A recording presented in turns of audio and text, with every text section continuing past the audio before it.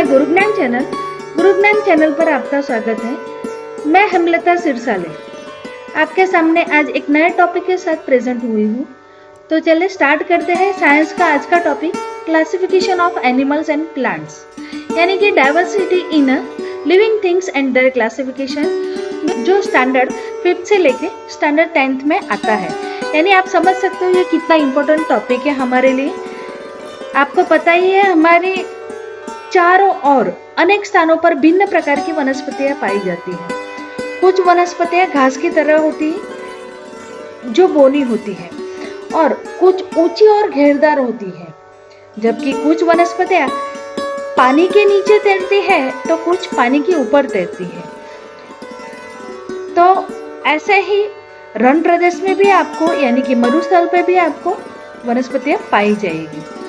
तो जैसे हमें अपने नाम से पहचाना जाता है, वैसे ही इन वनस्पतियों को भी उनके नाम और विशेषताओं से पहचाना जाता है। इसीलिए वनस्पतियों का वर्गीकरण करना जरूरी है। तो चलिए देखते हैं classification of animals and plants. शुरुआत करते हैं सबसे पहले तो प्लांट्स से, यानी क्लासिफिकेशन ऑफ प्लांट्स। तो चलिए स्टार्ट करते हैं क्लासिफिकेशन ऑफ प्लांट्स, हमारा आज का जो मेन टॉपिक है। सबसे पहले आपको यहाँ पे एक क्लासिफिकेशन दिया गया है प्लांट्स का कि किस तरह से प्लांट्स को डिवाइड किया जाता है 3 अलग अलग हिस्सों में। सबसे पहले तो ऑटोट्रॉफिक आपका, second heterotrophics and third the insectivores. अभी यहाँ पे आपको ऑटोट्रॉफिक यानी कि स्वयंपोषी, हेटेरोट्रॉफिक यानी कि परपोषी, और यहाँ पे थर्ड वन जो है वो हमारा है कीटक भक्षी, राइट। तो सबसे पहले देखते हैं ऑटोट्रॉफिक क्या है हमारा। तो ऑटोट्रॉफिक यानी कि ऐसा प्लांट जहाँ पे सूर्य प्रकाश की मदद से वह अपना भोजन स्वयं तैयार करती है। यानी कि यहाँ पे ये जो वनस्पति है वो अपना भोजन स्वयं तैयार करती है और जिसमें वह हेल्प लेते हैं सूर्य प्रकाश का, यानी फोटोसिंथेसिस क्रिया से वह अपना भोजन स्वयं रेडी करते हैं। तो ये देखिए मैंने यहाँ पे 2 एग्जांपल भी दिए हैं आपको, हिबिस्कस एंड पोमेग्रेनेट। तो ये दोनों ही ऐसे प्लांट हैं जो अपना भोजन स्वयं तैयार करते हैं। ऐसे बहुत सारे एग्जाम्पल्स हैं जो आप दे सकते हो। सदाबहार भी उसी का एक एग्जाम्पल है कि अपना भोजन स्वयं बनाती है यह वनस्पति। तो चलिए देखते हैं नेक्स्ट हमारा सेकंड टॉपिक है हमारा हेटेरोट्रॉफिक यानी कि परपोषी। ये जो वनस्पतियां हैं वो किसी और के ऊपर डिपेंड रहती है। यहाँ पे जो प्लांट्स आपको दिखाई दे रहे हैं डोडर और लोरंथस के, कि जो डिपेंड है किसी और पेड़ या पौधों पर, और वह वनस्पति भोजन के रूप में अन्य वनस्पतियों का उपयोग करती है, यानी कि भोजन के लिए अन्य वनस्पति पर वह डिपेंड रहती है। इन्हें हम परपोषी वनस्पति कहते हैं। और इसके एग्जाम्पल में आप देख सकते हो अमरवेल का प्लांट है यहाँ पर आपको दिया गया है, और ऐसे ही बहुत सारे एग्जाम्पल्स आपको टेक्स्ट बुक में मिल जाएंगे। पहले वापस आ गए हम लोग हमारे थर्ड टॉपिक पर। थर्ड टॉपिक है हमारा कीटक भक्षी यानी कि हमें ये ऐसा एक प्लांट है जो बहुत ही अट्रैक्टिव रहता है और कीटकों को अपने नजदीक खींचता है, जिसकी वजह से जब भी कीटक यहाँ पे, ये देखिए यहाँ पे एक ड्रोसेरा का प्लांट, ये सब ड्रोसेरा के टाइप्स दिए गए हैं। ड्रोसेरा के जो प्लांट्स है उसमें यहाँ पे कीटक यदि आके बैठता है तो उसका जो ये पर्ण जैसा दिख रहा है आपको, वो उसको कवर कर लेता है। यानी ये जो पार्ट है उसका वो कीटक को कवर कर लेता है और कीटक वहां से निकल नहीं पाता है। तो ये ऐसा एक घटपर्णी जिसे हम हिंदी में कहेंगे, ये जो टॉपिक ये घटपर्णी यहाँ पे जिसके अंदर कीटक यदि अंदर बैठता है तो वो ऊपर से वहां से वो बाहर निकल नहीं पाता है और कीटकों को वह अपना भोजन बनाती है यह वनस्पतियां। चले ये तो हो गया भोजन के आधारित आपका वर्गीकरण, लेकिन आप देखते हैं कि बड़े और छोटे पौधे का वर्गीकरण क्लासिफिकेशन कैसे किया जाता है। सबसे पहले आता है हमारा ट्री। यहाँ पर ट्री यानी कि वृक्ष बच्चों को सबसे ज्यादा पसंद रहता है मैंगो ट्री, राइट। बच्चे तुरंत ही मुंह में पानी आ गया होगा आपके। लेकिन इसकी विशेषता है, आप जान लीजिए कि ये जो ट्रीज रहते हैं सारे वो बहुवर्षीय ट्री रहते हैं, यानी कि पूरे साल बहुत सारे साल ये ट्रीज रह सकते हैं, जीवित रह सकते हैं। और इसका कद भी सबसे बड़ा रहता है, कद बड़ा रहता है, ऊंचा रहता है ये, और उसके जो तने रहते हैं वो ठोस और मजबूत आपको दिखाई देते होंगे यहाँ पर, राइट। तो ये उसकी विशेषताएं हैं कि जो आपको समझनी है। उसके तने आपको यहाँ पे ठोस दिखाई देंगे, वो हाइट में बड़ा रहता है और मजबूत रहता है, राइट। और बहुवर्षीय यानी कि बहुत सालों तक यह वृक्ष जीवित रहते हैं। चलिए, याद होगा रहेगा। तो अभी हम नेक्स्ट टॉपिक पर चलते हैं। नेक्स्ट टॉपिक है हमारा श्रब। श्रब यानी कि झाड़ियाँ, राइट। तो झाड़ियाँ में आपको मैं बता दूं, यहाँ पे तो ओलियंडर दिया गया है आपको। ओलियंडर यानी कि यह वनस्पतियाँ ऐसे रहती है कि जो जमीन के तले रहती है, या जमीन के तले यानी कि जमीन के समीप 2 या 3 मीटर तक ही बढ़ती है, और as a compare to tree वह छोटी रहती है। जैसे कि गुलाब मान लो आप, गुलाब आपको पता रहेगा कि उसका जो पौधा रहता है वो ज्यादा बड़ा भी नहीं रहता, ज्यादा छोटा भी नहीं रहता है। तो ये जमीन के तले यानी 2 या 3 मीटर तक ही आपको दिखाई देगा। नाउ नेक्स्ट टॉपिक है हमारा हर्ब्स। हर्ब्स तो आपको यहाँ पे डिफरेंट टाइप्स के हर्ब्स दिखाई दिए रहेंगे।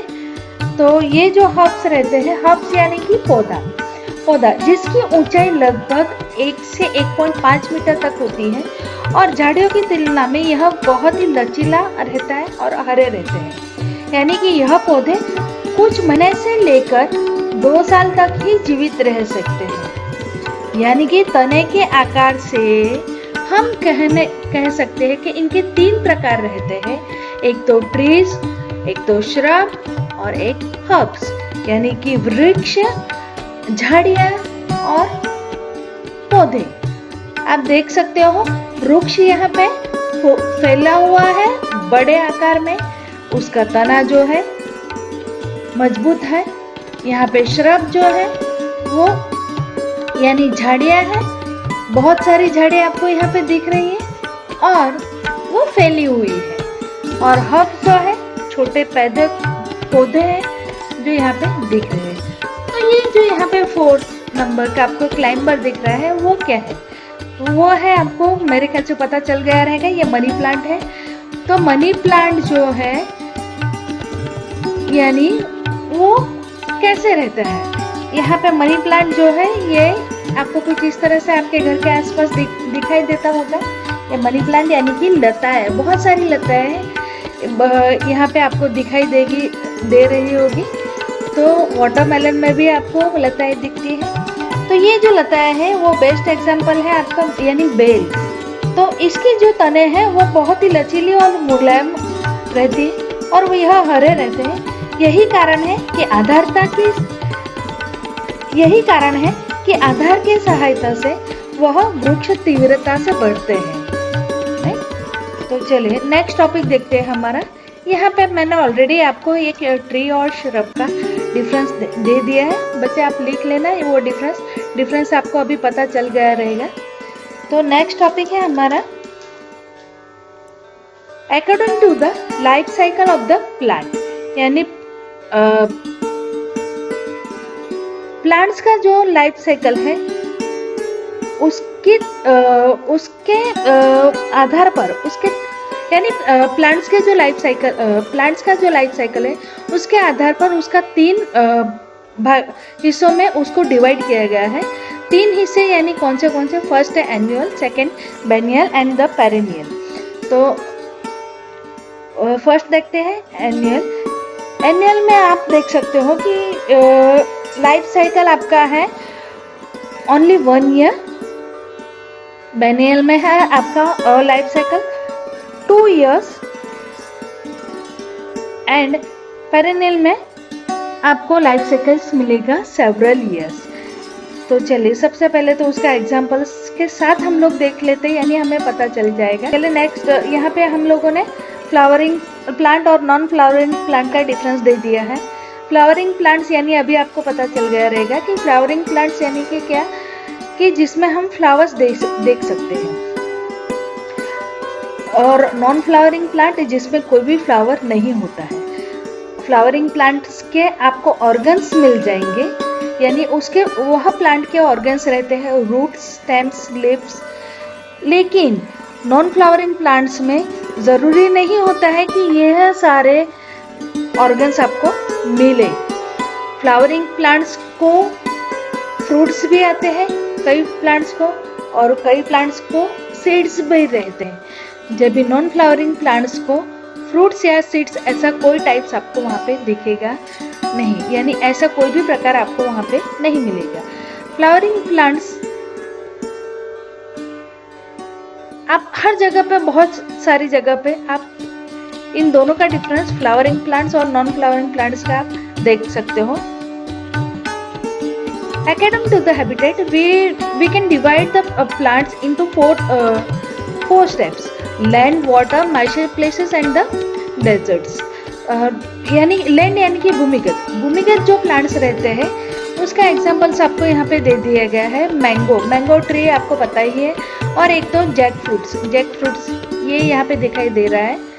यदि यानी ये सारे के सारे प्लांट्स आपको जमीन पर दिखाई देंगे। वाटर यानी कि पानी के अंदर रहने वाले या पानी के ऊपर दिखाई देने वाले जो है वो है आपके एल्जी, सबमर्ज एल्जी, यानी कि कुछ इस तरह से ये यहाँ पे आपको दिख रहा है कि बहती नदी रहती है तो वहाँ पे आपको बहुत सारी शैवाल यानी कि एल्जी आपको वहाँ पे दिखाई दे रहती है। फ्लोटिंग लोटस यानी कि पानी के ऊपर आपको कमल दिखाई देता है। तो ये जो प्लांट्स है ये पानी पर तैरने वाले प्लांट्स हैं। दूसरा है मर्शी प्लेसेस यानी मैंगो ग्रोव्स, कि जो पानी के नज़दीक आपको यहाँ पे किनारी पर यहाँ पे कुछ इस तरह से दिखाई देते हैं। तो ये है आपके मर्शी प्लेसेस प्लांट्स। और फोर्थ वन है डेजर्ट प्लेसेस प्लांट्स, की कैक्टस या फिर कैक्टस हम कह सकते हैं उसे, जो आपको मरुस्थल पर यानी कि रण प्रदेश में आपको यह प्लांट्स आपको दिखाई देते हैं। चलिए वनस्पति का तो आपने वर्गीकरण देख लिया, क्लासिफिकेशन ऑफ प्लांट्स आपने देख लिया। अभी हमारा नेक्स्ट टॉपिक हम ले लेते हैं classification of animals. Classification of animals, तो चलिए स्टार्ट करते हैं एनिमल्स का। यानी एनिमल्स तो सबको ही बहुत सारे पसंद रहते हैं, बहुत जीव ऐसे रहते हैं जो हम सबको पसंद रहते हैं, और बहुत सारे ऐसे हैं जो हमें दूर से ही पसंद आते हैं।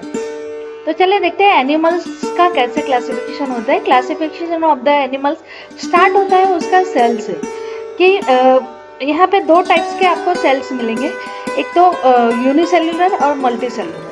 यूनिसेल्युलर यानी कि एक ही सेल के एक ही जो सिंगल सेल रहता है और उसी के ऊपर पूरा कार्य उसका निर्भरित रहता है। जब भी मल्टी सेल्युलर में बहुत सारे सेल्स रहते हैं और उसके ऊपर कार्य डिवाइड होते हैं उनके। तो अमीबा जो ऐसा एग्जाम्पल है कि जिसमें एक ही सेल रहता है और उसका कार्य पूरा उसी सेल के ऊपर डिपेंड रहता है। जब भी कि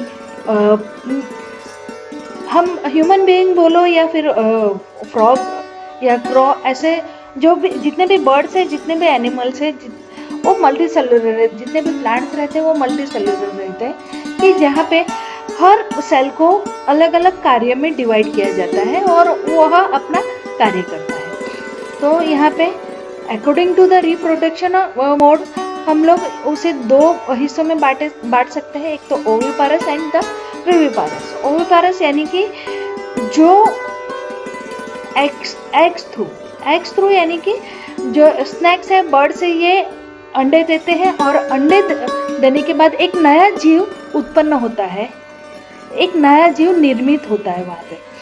और विविपारस यानी कि जहाँ पे नए जीव का जन्म होता है गर्भ से।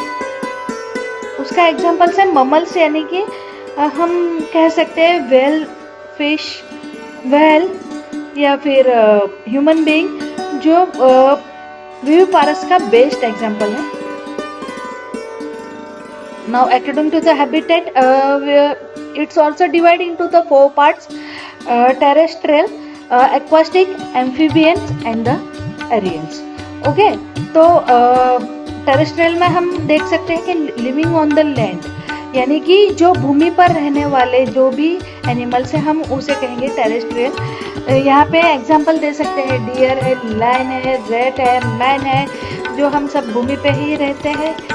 काऊ है, गॉट है, राइट। एक्वाटिक यानी which is living on in a water. तो वाटर के अंदर, पानी के अंदर रहने वाले तो कौन से है? तो सबसे बेस्ट एग्जांपल हमारे लिए तो है फिशेस, जो पानी के अंदर रहती है, मछलियाँ पानी के अंदर रहती है। थर्ड द एम्फीबियन, यानी कि living in the water as well as it's living on land. तो जो पानी के अंदर भी रहते हैं, पानी के बाहर भी रह सकते हैं। ऐसा कौन सा एग्जांपल है? तो फ्रॉग है, टॉड है, जो पानी के अंदर भी रह सकते हैं। आप थोड़ी देर पानी के बाहर रखोगे तो भी वो वहाँ पे रह सकते हैं। Fourth part is the aerial, which is यानी एरियल यानी आपको यहाँ पे तुरंत समझ में आ गया रहेगा कि एरियल यानी कि जो flying in the sky. Birds सबसे बेस्ट एग्जाम्पल है, यानी कि जो उड़ते हैं। बहुत सारे कीटक ऐसे हैं कि जो उड़ते हैं, बहुत सारे बर्ड्स ऐसे हैं जो, बहुत सारे नहीं, सभी बर्ड्स ऐसे रहते हैं कि जो उड़ते हैं, राइट। तो अकॉर्डिंग टू हैबिटेट भी उन्हें हम 4 पार्ट्स में हम डिवाइड करते हैं। तो देखिए क्लासिफिकेशन के वजह से आप कितनी अच्छी तरह से आप मेरा वीडियो समझ सके, यहाँ पे क्लासिफिकेशन कर सके। तो सिर्फ आपको बहुत टेबल ही याद रखना है। और थैंक यू मेरा ये वीडियो देखने के लिए, वॉच करने के लिए थैंक यू। यदि आपको ये पसंद आता है तो उसे आपको लाइक करना है, सब्सक्राइब करना है और शेयर भी करना है, ताकि यह जानकारी अन्य को भी प्राप्त हो सके। Thank you.